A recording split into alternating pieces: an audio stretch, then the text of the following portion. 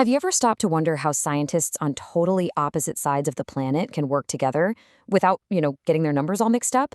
Well, it's because they're all speaking the same secret language, a language not built on words, but on something way more precise: measurement. So let's dive into this incredibly elegant system that lets us describe, well, pretty much the entire physical world. Okay, let's start with a super simple question. What does the number 5 actually mean? I mean, think about it. If I told you a new bridge was 5 long, what does that even tell you? Is that 5 feet, 5 miles, 5 of my own shoe lengths? What is it? Exactly. By itself, it means absolutely nothing. A number without a unit is just a symbol kind of floating in space, completely meaningless. But if I say a rod's length is 5 meters, bam, suddenly that number has context, it has meaning, it has power. It becomes a real piece of information that we can actually use and compare. In that, right there, gets to the heart of our first big idea. Units are not optional. They're absolutely necessary. Units are the things that turn abstract numbers into concrete, real-world descriptions, and they allow for the kind of precise communication that all of science really depends on. So what we're really talking about here is something called a physical quantity. It's just a fancy term for any property that we can measure. And every single one has two parts, no exceptions. You've got the magnitude, that's our number, the how much, and you've got the unit, the of what. You need both. This is the bedrock for everything else we're going to talk about. Now, you might be thinking there must be a bazillion different things to measure out there in the universe, right? But what if I told you that everything, and I mean everything, we measure is built from just a tiny handful of basic ingredients? Think of them like the alphabet for our language of science. So how many letters are in this alphabet of reality? Just 7. That's it. No, really. From the mind-bending force of a rocket engine to the energy of a distant star, every single measurement you can possibly imagine is just some combination of these 7 fundamental quantities. And here they are, the magnificent 7, each one with its own internationally agreed-upon unit. You've got length, mass, and time, the ones we deal with every day. But then we also have electric current, temperature, the amount of a substance, and even luminous intensity. The key thing here is that they're all independent. You can't describe mass using time or length using temperature.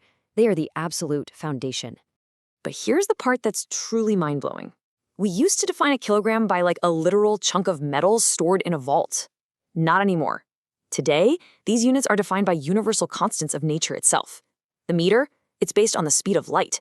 The second, based on the vibration of atoms. This means any lab, anywhere in the cosmos, could reproduce these units with perfect accuracy.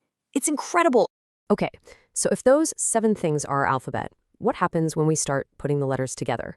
Well, we start forming words. We create what are called derived quantities, which let us describe much more complex ideas. Let's start with a really simple one: velocity. All that is how far you travel over a certain amount of time. So we take our fundamental quantity of length, the meter, and we divide it by our fundamental quantity of time, the second. And just like that, we get a new derived unit, meters per second. See how that works?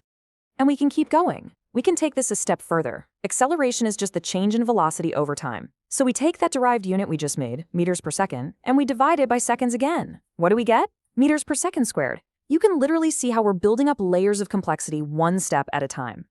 This brings us to probably one of the most famous equations in all of physics. Force equals mass times acceleration. F equals ma. Notice what's happening here. We're combining one of our fundamental quantities, mass, with a derived one we just figured out, acceleration. It's like a recipe. You take the SI unit for mass, the kilogram, you multiply it by the SI unit for acceleration, meters per second squared, and when you put them together, they create a brand new derived unit for force. We call it the Newton. It's like combining letters to make a powerful new word that describes a whole concept. All right, but there's another layer to this language, a bit more sophistication. Because sometimes just knowing how much isn't enough. Sometimes you desperately need to know which way. And this is the huge difference between what we call scalars and vectors. Scalars are simple. They just have a magnitude. You have 10 kilograms of mass. End of story. But vectors have both a magnitude and a direction. Think about it. Pushing a door with 10 newtons of force is a totally different thing from pulling it with 10 newtons of force. The direction changes everything. So let's recap. We've got our alphabet, the 7 fundamental units. We've got our words, the derived units.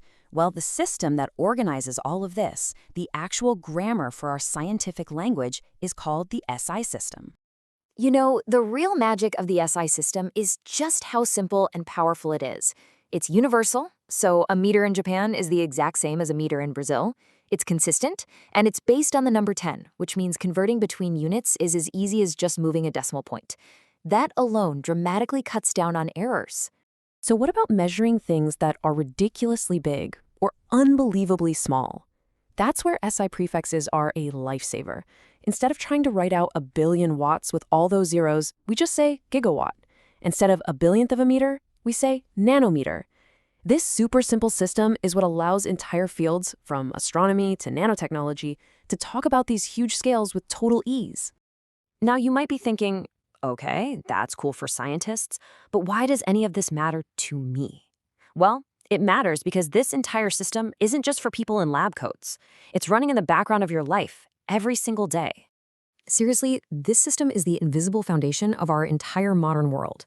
It's the reason the engineering in your phone works, it's behind the medicine you take, it's what makes the car you drive safe, and it's what allows global trade to even happen.